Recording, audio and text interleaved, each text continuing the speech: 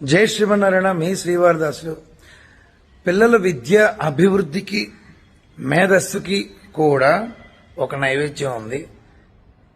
ఆ నైవేద్యం ఏంటో చెప్తాను, శ్రద్ధగా వినండి. వేడివేడిగా అన్నం వండండి.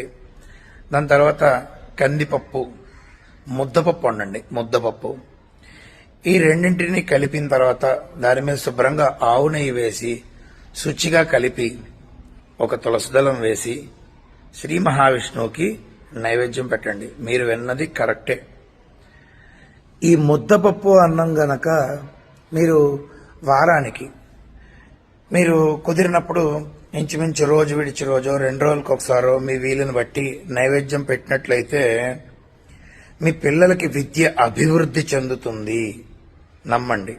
అదే కాకుండా ముఖ్యమైనది, పిల్లలకి మేధాశక్తి పెరుగుతుంది. ముద్దపప్పు అన్నం తర్వాత నైవేద్యం పెట్టి అది మీ పిల్లల చేత తినిపించండి. ఓకేనా? జై శ్రీమన్నారాయణ. మీ శ్రీవారదాసులు.